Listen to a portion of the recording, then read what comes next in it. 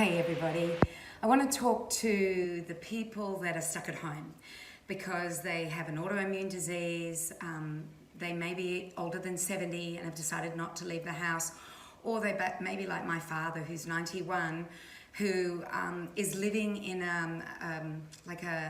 not an aged care, he has his own unit, but he's not allowed out of his unit. And that's tough, not only on my brother and me, but really tough on my father. So I want to talk to you about what are the things that you can do, in order to stay as sane as you possibly can. Eating healthy is number one. And if you have an autoimmune disease, closing the gastrointestinal tract lining and the blood-brain barrier are two very, very important things. We know that chemicals that are sprayed on our food supply, and in Australia there are 70 foods that have been allowed to have either sprayed on them, around them, or near them, or preceding them a chemical by the name of Roundup. Roundup's active ingredient is glyphosate.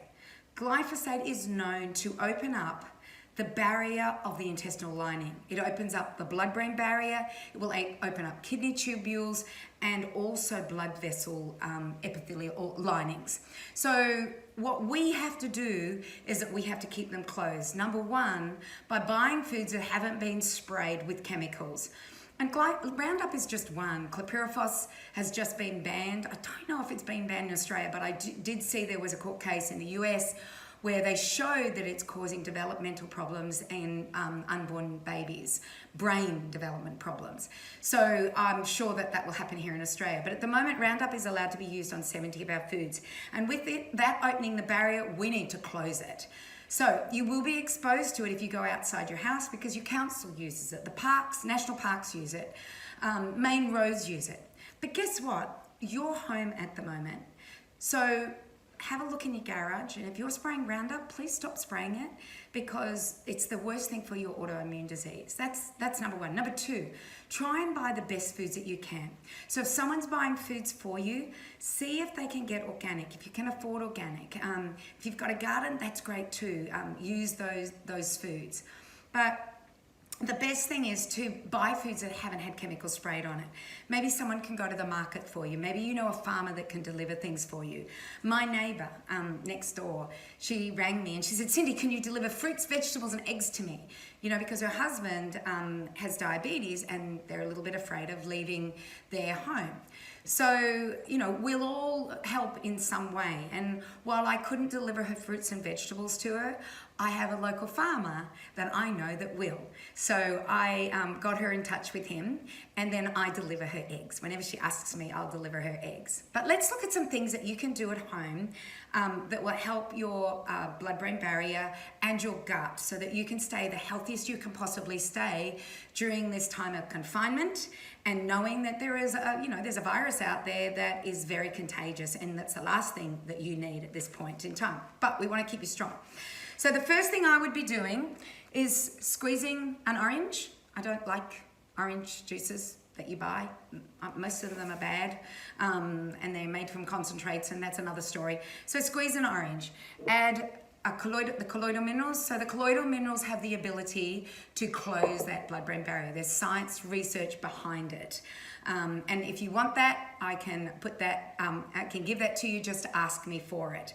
But what this is that it enables the barriers to close. So it's like, if you're opening them up, let's close them up again. So colloidal minerals, and then I also do my green powder. There are some ingredients in here that will also help with the closing of the blood-brain barrier and the gastrointestinal tract. That's what we want to do, and the kidney tubules.